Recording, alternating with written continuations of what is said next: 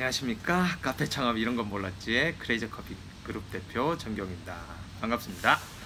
자, 오늘 또 이렇게 강의하는 시간을 왔습니다. 오늘 얘기하는 주제는요, 지난번에 제가 얘기했던 이제 에스프레소 머신의 구입 기준에 대해서 얘기를 한번 했었죠. 그 후속편인데요. 오늘은 그 커피 머신을 분해한 거, 그럼 뭐 전체 분해는 아니고요, 껍데기만 분해한 걸 가지고 여러분들한테 좀 보여주면서 이 구조적인 설명을 조금 하고, 아주 단순하게 할 겁니다. 뭐 길게 하진 않을 거고요. 단순하게 가볍게 하고, 왜 중저가 머신과 고가 머신의 이 차이가 있고, 여러분들은 중저가 머신을 사야 되는지 고가 머신을 사야 되는지, 어떤 기준으로 사야 되는지를 이제 여러분들이 이제 판단하게 되실 겁니다.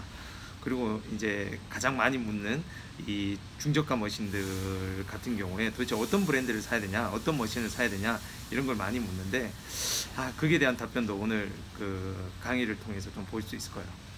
사실 제가 이 얘기를 하는 이유는요, 사실 얼마 전에 저희 사무실 근처에요, 그 카페가 하나 생겼어요.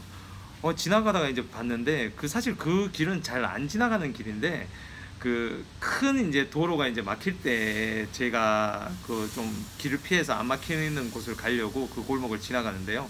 그러다 우연히 본 카페입니다. 밖에서 이제 살짝 봤을 때는 뭐 실제적으로 저렇게 해서 카페가 될까?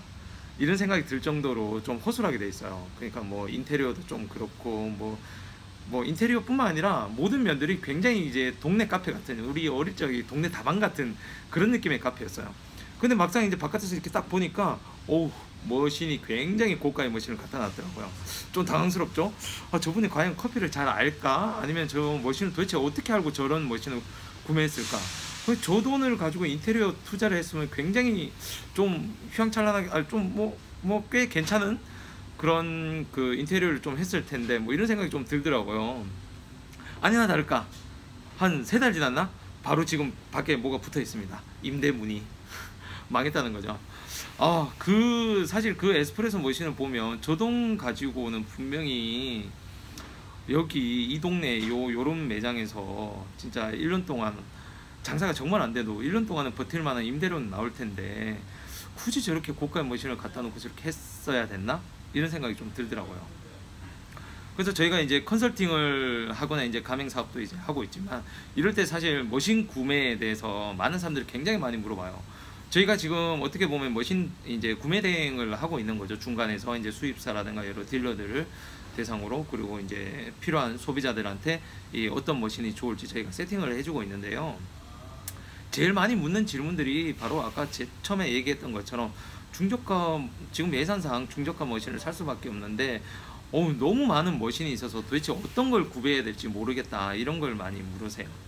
사실 뭐 되게 간단한 내용이지만, 또 어떻게 또 굉장히 깊게 들어가면 굉장히 또 복잡한 내용이기도 하고요.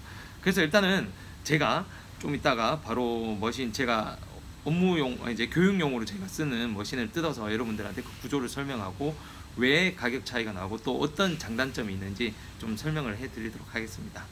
바로 제가 머신을 보여드리겠습니다. 자, 이게 바로 에스프레소 머신입니다. 껍데기가 제거됐죠?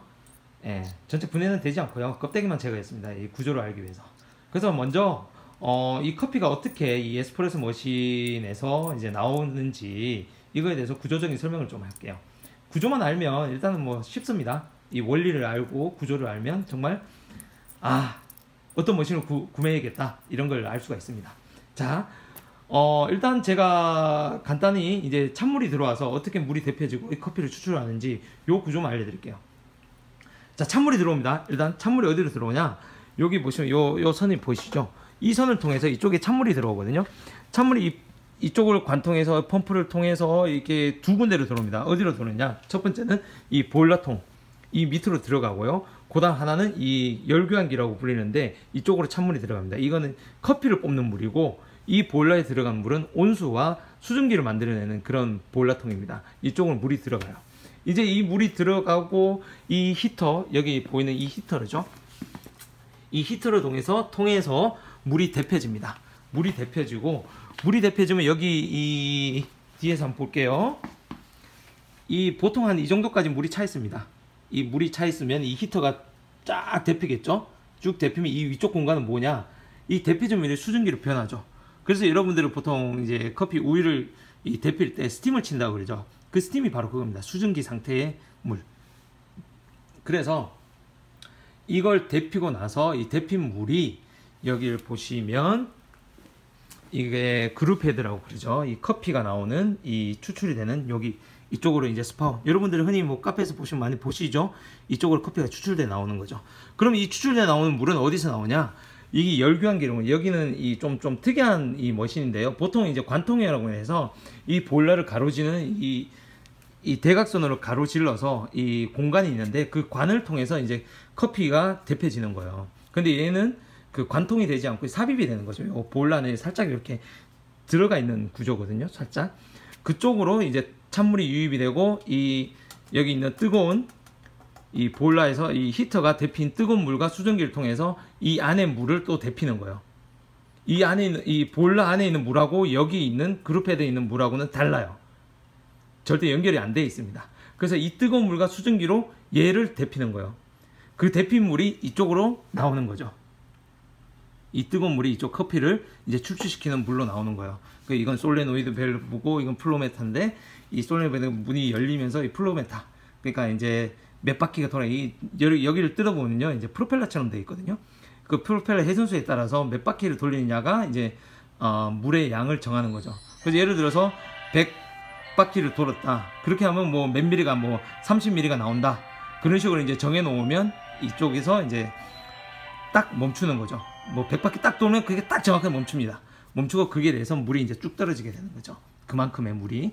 그래서 이 구조는 굉장히 간단합니다. 한마디로 이제 찬물이 들어와서 뜨거운 물이 되는 거고 그 뜨거운 물로 이 커피를 추출시키는 거죠. 그래서 지금 잘 보시면 이 펌프, 이걸로 이 펌프로 여기 보시는 밑에 펌프가 보시죠. 이렇게 여기 보시면 여기 이거 로타리 펌프인데 이 펌프로 압력을 조절합니다. 에스프레소 머신의 압력을 조절하는 거고요. 이 히트로 몇 도까지, 여기 보시면 또 압력 게이지라고 있어요. 이 히터로 어느 정도의 이 열을 조절하는지, 그리고 솔레노이드 밸브는 얼마간 열어주는지, 그리고 이거는 솔레노이드 밸브는 열었다 닫았다 이 수문의 역할을 하고 있고요. 이 플로메터로 얼마의 양의 물을 내리는지 이런 거를 이제 조절할 수 있습니다. 그래서 이 모든 원리를 다 이렇게 할 필요는 없어요. 참 이거는 설명 안 드렸네요. 이게 스팀 밸브. 아까 여기 수증기 위에 있 있죠? 여기 수증기 위에 있는 게 이쪽을 쭉 열어주면 스팀이 나오고요. 요거는 여기서 또 연결된 관이 보이죠? 요 밑에 있죠? 보일러 밑에. 왜 그렇게 써요? 온수가 있기 때문에 이 뜨거운 물이 이쪽으로 나오는 겁니다. 열어주면. 요즘은 온수 잘 안 쓰죠? 핫워터 디스펜서라고 요즘 편의점 가시면 여러분들 라면, 컵라면 그 끓일 때 그 뜨거운 물 나오는 거 있죠? 보통 이제 카페에서도 그걸 많이 쓰고 있거든요. 그래서 그걸 쓰게 되면 이걸 쓸 필요가 없어요. 그리고 이걸 많이 쓰게 되면 찬물이 유입이 되기 때문에 온도 조절이 잘 안 됩니다. 그러니까 온도 유지가 잘 안 된다는 뜻이죠. 아이고 숨이 차네요. 이렇게 자꾸 움직이면서 이렇게 하니까. 자, 그래서 이제 가장 중요한 거, 이런 구조는 이제 다 알아봤잖아요. 되게 쉬워요. 찬물이 들어가고 찬물을 뜨거운 물로 열을 올리고, 그리고 그 뜨거운 물을 통해서 이 커피를 추출하는 또 물을 그 뜨겁게 만들고 그 뜨거운 물로 커피를 추출하는 겁니다. 이게 되게 단순한 구조예요. 그럼 뭐 이걸 이제 구조적으로 이렇게 플로메트 기능과 솔레노이드 밸브 뭐 이런 것들을 어떻게 조절하냐 이거에 따라 이제 달라지긴 하는데, 그래서 여러분들은 그러면 도대체 이 구조 중에서 가장 중요한 포인트는 뭐냐? 그게 바로 이 보일러입니다. 지금 기능을 구조를 얘기했죠. 뜨거운 물, 이게 가장 중요한 거예요. 커피를 찬물로 내릴 수도 있겠죠. 그럼 더치처럼 찬물로 내릴 수 있지만 그 맛이 다 달라집니다. 그래서 가장 중요한 건 커피 맛을 일정하게 유지를 시키려면 뭐 입자 조절이라든가 중량이라든가 뭐 로스팅 이런 것도 있고, 그다음 물 온도, 가장 중요한 게 이 물 온도를 얼마나 유지시킬 수 있냐예요. 근데 이걸 보면 단일형 보일러, 일체형 보일러라고 해서요. 이걸 데피는 거, 이 보일러에 든 물과 수증기를 데피려면 이 히터 하나로 데피게 돼 있어요. 보통의 중저가 머신들은. 이게 중저가 머신이거든요. 이건 좀 약간 저가죠. 중저가 머신들은 대부분 이런 구조로 되어 있습니다. 그래서 이거 뜨거운 물을 계속 데피는데 요 히터 하나로 지금 계속 데피는 거잖아요. 그게 쉽지 않겠죠? 그죠? 만약에 연속적으로 100잔, 200잔, 300잔 뽑게 되면 찬물이 계속 유입이 되니까 이걸 또 뜨거운 물을 또 데펴야 되는데 이게 찬물이 계속 들어오면 이걸 데피기가 쉽겠어요? 안 쉽겠어요? 당연히 어렵겠죠. 그러면 당연히 온도가 떨어지겠죠. 그죠? 그러면 커피 추출된 게 일정합니까? 안 합니까? 당연히 일정하지 않겠죠. 그죠? 물론 이런 것들은 뭐 신회사들도 많이 이제 고민을 해서 이런 걸 적정 뭐 한 몇 잔 이상 연속으로 추출하면 맛이 달라진다라고 이제 얘기를 하시죠. 우리는 근데 그걸 원하지 않잖아요. 그죠? 그래서 고가 머신들은 어떻게 하냐? 이런 일체형이 아니라 단일형이 아니라 이제 독립형으로 이 그룹 헤더 얘를 데피는 거. 아까 이걸로 이 수증기와 이 뜨거운 물로 이 커피를 추출하는 물을 데핀다고 그랬잖아요. 그죠?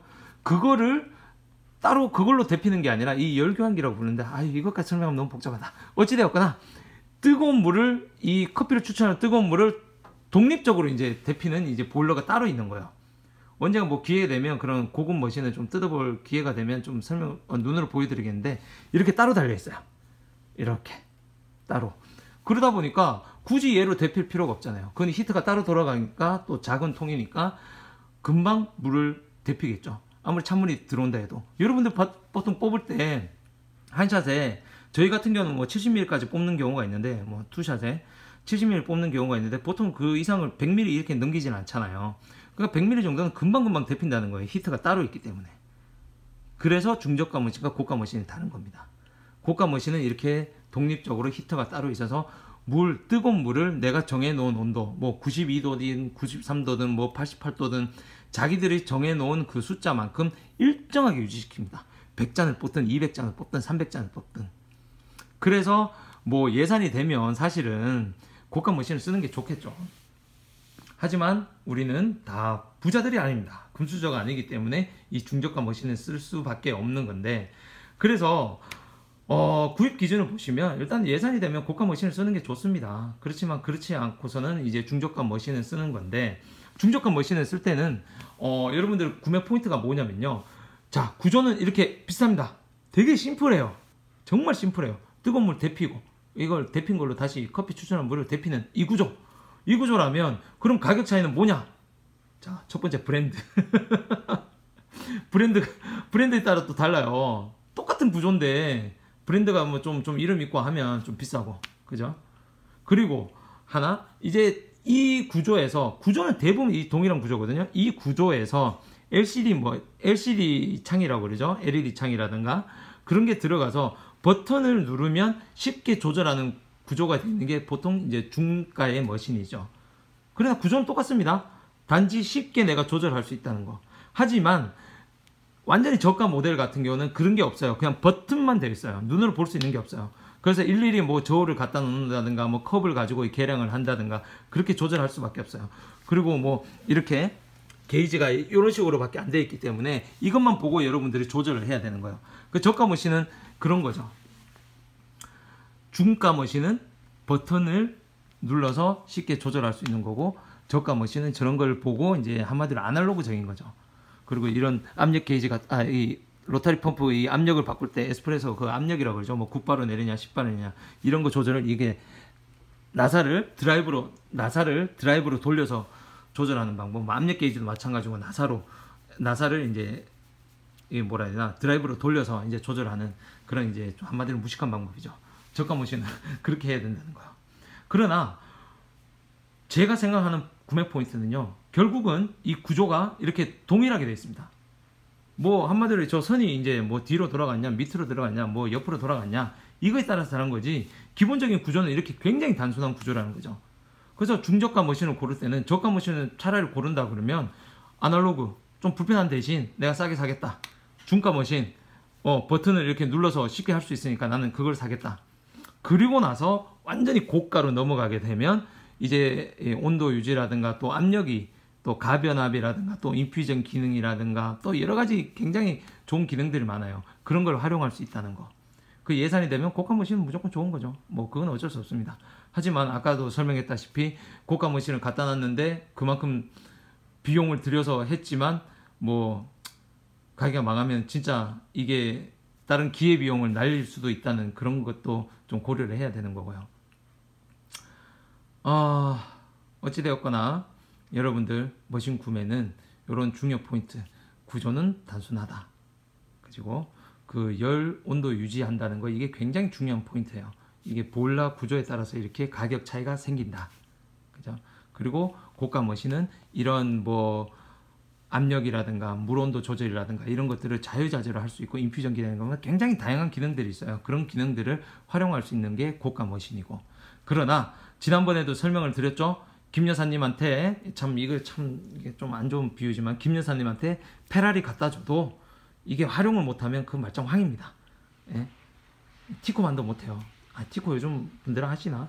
하여튼 뭐 그런 이제 이 소형차만 못한 게 그런 고급차의 그 활용이죠. 김 여사한테 갖다 주면 마찬가지예요. 바리스타, 초보 바리스타들한테 아무리 이런 좋은 머신을 갖다 줘도 활용을 못하고 이해도 못하면 그런 거는 아무 의미가 없습니다. 오히려 경험이 쌓이고 능력이 좀 되는, 공부도 많이 한 바리스타들 같은 경우는 그런 다양한 기능들을 잘 활용해서 고객들마다 다른 맛의 커피를 구현해낼 수 있고, 또 자기가 원하는 그 개성대로 커피를 추출할 수 있기 때문에 고가 머신이 더 활용이 잘 되고요. 그래서 창업 초보자들은 오히려 약간 그거와 다르게 상권의 특성, 그러니까 커피가 계속 엄청나게 많이 추출이 되고 연속으로 추출이 돼서 물온도 유지가 굉장히 중요하다. 그러면 웬만하면 예산을 좀 들여서라도 고가 머신을 사야 되는 거고요.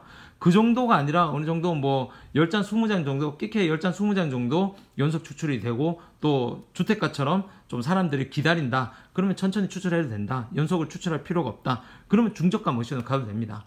아무리 고급 대형 매장이라 그래도. 그죠? 그래서 여러분들은 어찌되었거나 이 구조를 알았으니까 뜯어보면 딱 이 모양입니다. 굉장히 단순한 구조예요. 그러니까 이 정도 구조로 되어 있다는 것을 알고 내 용도에 맞게 여러분들이 잘 선택하면 되는 겁니다. 이제 아셨죠? 자세한 기능들, 뭐 플로메타가 뭐고 솔레노이드 밸브가 뭐고 이런 것들은 혹시나 저희한테 나중에 컨설팅 교육을 받거나 아니면 커피 교육을 받으시면 그때 물어보세요. 지금 아무리 설명해봐도 어렵고 여러분들이 이해하지 못합니다. 자, 오늘은 이 정도로 마치고 이만 끝내도록 하겠습니다.